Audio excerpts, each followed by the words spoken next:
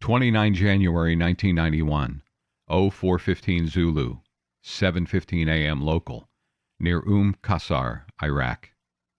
What was happening to me was way beyond my understanding, but I knew I didn't like it at all. A tiny, out-of-the-way portion of my mind vaguely remembered being human, and though I didn't exactly feel dead, alive probably wouldn't be the first word that popped into my brain if I had to describe my status. I longed to whimper, to retreat from this horrible existence, but as my humanity struggled to regain control, I caught myself, I think, before anything came out. In reality, I doubt I could have made a sound if I tried. My mouth had been filled with a collection of dirt, rock, and powder, which combined into a dirty, smelly sludge that choked off any chance for a single unobstructed breath. Seconds passed, and I began to be aware I possessed a body, arms, legs, and, oh shit, a head that hurt so much that without the mouth-filling sludge, I would be full on crying in pain, not caring who heard me. The limits of my body were being charted for me once again, and I kept waiting, seemingly in vain, to recover control of a part that didn't hurt. Once my ears began working again, they began registering a low-frequency droning coming from everywhere at once. Concentrating on it, however, I finally realized the sound came from within rather than from the outside. I stirred and tried to push myself off the ground, pausing on all fours to begin the process of spitting the dirt out onto the ground once, twice, then 3 times, and on the last attempt, I'd cleared my mouth out enough to taste blood, which I took to be a good sign. I would have given everything I owned for a single drink of water to wash out the remnants of the crap still coating the inside of my mouth and hiding among my teeth.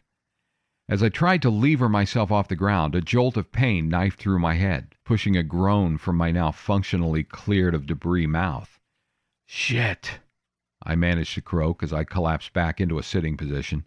I raised my hands to the source of my most extreme discomfort, my head, and as I tried to check for an obvious injury, my hands stopped short when they struck something hard. That's right, I'm wearing my flight helmet. Using both hands, I unbuckled the strap and pulled it off my head, setting off a new and even more intense wave of pain, this one morphing into nausea, forcing me back on all fours, the sickness in my guts sending signals to retch and vomit. Impossible, since I hadn't eaten anything since early in last night's mission. "Where the hell am I?"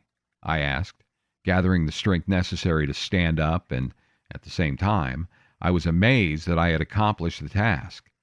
The deep ringing had ceased now, and as the seconds passed, the sounds of the world resumed.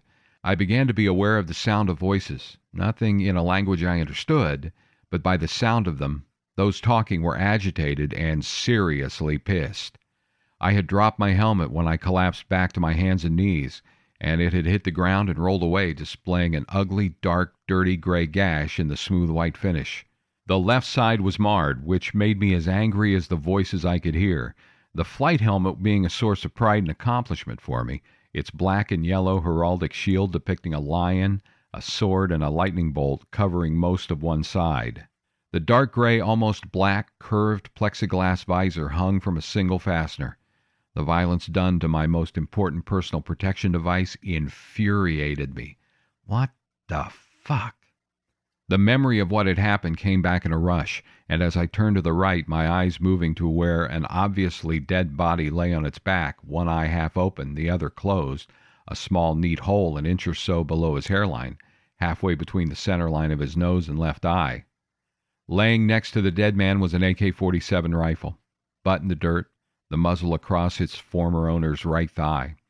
There was enough light to see the rocks behind where the dead man had been standing, hideously painted with the blood and other things I didn't want to think about.